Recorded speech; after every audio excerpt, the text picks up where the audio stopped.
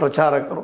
ಹೀಗಾಗಿ R S ಎಸ್ಗೆ ಇವತ್ತು ನಾಡಿನ ತುಂಬ ದೇಶದ ತುಂಬ ಜನ ಅದನ್ನು ದೂರ ಸರಿತಾ ಇದ್ದಾರೆ. ಯಾಕಂದ್ರೆ ಆರ್ ಎಸ್ ಎಸ್ ಅಂದ್ರೆ ಒಂದು ಆದರ್ಶ, ಆರ್ ಎಸ್ ಎಸ್ ಅಂದ್ರೆ ರಾಷ್ಟ್ರಭಕ್ತರು, ಆರ್ ಎಸ್ ಎಸ್ ಅಂದ್ರೆ ರಾಷ್ಟ್ರ ಕಟ್ಟುವವರು, ತ್ಯಾಗಿಗಳು, ಹೋರಾಟಗಾರರು, ಇದನ್ನೆಲ್ಲ ನಾವು ಕೇಳ್ತಾ ಬಂದಿದ್ದೀವಿ.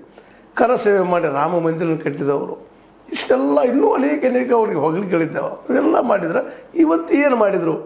ಅದು ರಾಮನ ಸೇವೆ ಮಾಡಿಕೊಂಡು ಬಂದಂಥ ಚಂಪತ್ರಾಯರು ಆರ್ ಎಸ್ ಎಸ್ದವರು. ಯಾಕೆ ಇವತ್ತು ದಿವಸ ಈ 3 ಜನರನ್ನು ಆರ್ ಎಸ್ ಎಸ್ ನಿಜವಾಗಿ ಇವತ್ತು ಅವ್ರನ್ನ ಹಿಡಿದು ಜೈಲಿಗೆ ಹಾಕಬೇಕಾಗಿತ್ತೇನೋ. ಯಾಕಂದ್ರೆ ಭಾಳ ದಿನದಿಂದ ಮಾತಾಡ್ತಾ ಇದ್ದಾರೆ, ಯಾಕೆ ಹಾಕಿಲ್ಲ ಇಲ್ಲಿವರೆಗೆ ಅಂದ್ರೆ ಇವರದ್ದು ಏನಾದರೂ ಕಂಬಳಿ ಸಿಕ್ಕೊಂಡದನ, ಇವರು ಇದರಲ್ಲಿ ಭಾಗಿಯಾಗಿದ್ದಾರೆ ಅನ್ನೋಂಥ ಮಾತುಗಳನ್ನ ಉತ್ತರ ಪ್ರದೇಶ ತುಂಬ ಭಾಳಷ್ಟು ಮಾತಾಡ್ತಾ ಇದ್ದಾರೆ. ಇದೇ ಒಂದು ವಿಷಯ ಇಟ್ಟುಕೊಂಡು ಇವತ್ತು ಕಾಂಗ್ರೆಸ್ ಆಗಿರ್ಬೋದು, ಎಸ್ ಪಿ ಅಥವಾ ಅಲ್ಲಿಯ ಸಮಾಜವಾದಿ ಪಾರ್ಟಿ ಅಖಿಲೇಶ್ ಯಾದವ್ ಅವರಾಗಿರ್ಬೋದು ಜಬರ್ದಸ್ತಾಗಿ ಮೂವ್ಮೆಂಟನ್ನು ಸ್ಟಾರ್ಟ್ ಮಾಡ್ತಾ ಇದ್ದಾರೆ. ಅದರಲ್ಲೂ ಇನ್ನು 6 ತಿಂಗಳಲ್ಲಿ ಇಲೆಕ್ಷನ್ ಬಂತು ಉತ್ತರ ಪ್ರದೇಶದ್ದು.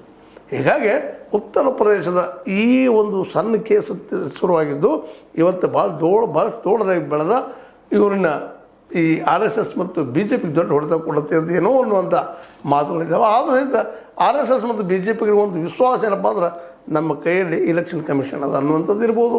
ಯಾಕಂದರೆ ಇವಿಯ ನಮ್ಮ ಕೈಲಿದ್ದ ಇದಾವಂತ ಹೇಳ್ಕೊಬೋದು. ಇವ್ರ ಮೂಲಕ ನಾವು ಗೆಲ್ತೀವಿ, ಎಂಥ ವಿರೋಧ ಬಂದರು ಎಂಥ ಮುದ್ದೆ ಬಂದರು ನಾವು ಗೆಲ್ತೀವಿ ಅನ್ನೋಂಥ ಅತಿಯಾದ ಆತ್ಮವಿಶ್ವಾಸವೂ ಇರ್ಬೋದು. ಆದರೆ ಈ ಆತ್ಮವಿಶ್ವಾಸ ಇವತ್ತು ಏನಪ್ಪ ಅಂದರೆ ಎಷ್ಟು ಮಟ್ಟಿಗೆ ಇವ್ರಿಗೆ ಹೆಲ್ಪ್ ಆಗ್ತದೆ ಗೊತ್ತಿಲ್ಲ. ಯಾಕಂದ್ರೆ ಜನ ಇದನ್ನು ಮಾತಾಡ್ತಿದ್ದಾರೆ, ಎಲ್ಲ ರಾಮ ಮೋಸ ಮಾಡಿದ್ರಲ್ಪ ಇವರು, ನಾವು ಮೋಸ ಮಾಡೋದಿರ್ತಾರೆ. ಇಲ್ಲಿ ಬಡತನ ಹೋಗಲಾಡಿಸಲಿಲ್ಲ, ಉದ್ಯೋಗ ಉಳಿಸ್ಕೊಳ್ಳಿಲ್ಲ, ನಮ್ಮ ಹಿಂದೂ ಮಕ್ಕಳಿಗೆ ಸಹ ಉದ್ಯೋಗಗಳಿಲ್ಲ, ಇವ್ರು ಏನೋ ಆದರ್ಶ ಮಾತಾಡಿದ್ರು, ಯಾವುದೂ ಆಗಿಲ್ಲ ಇಲ್ಲಿವರೆಗೆ. ಇವ್ರು ಹೇಳ್ತಾ ಇರ್ಬೋದು, ನಮ್ಮ ಅಂಕೆ ಸಂಖ್ಯೆ ತೋರಿಸ್ತಾ ಇರ್ಬೋದು, ಅವೆಲ್ಲ ವಾಸ್ತವದಲ್ಲಿ ಇಲ್ಲಿ ಕಾಣ್ತಾ ಇಲ್ಲ. ಹೀಗಾಗಿ ಅಲ್ಲಿ ಜನ ಇವತ್ತು ಪೂರ್ಣ ಪ್ರಮಾಣದಲ್ಲಿ ರಾಮನಾಮದಿಂದ ಏನು ಜನ ಇವ್ರನ್ನ ನಂಬಿದ್ರು, ಆ ರಾಮಗಳೇ ಇವ್ರು ದ್ರೋಹ ಮಾಡಿದವರು, ನಮಗೆ ಒಳ್ಳೆಯದನ್ನು ಮಾಡಲಿಕ್ಕೆ ಸಾಧ್ಯದನ ಅನ್ನುವಂಥ ಮಾತು ಕೇಳಿ ಬರ್ತಾ ಇದ್ವಿ ಎಲ್ಲ ಕಡೆ ಇದು.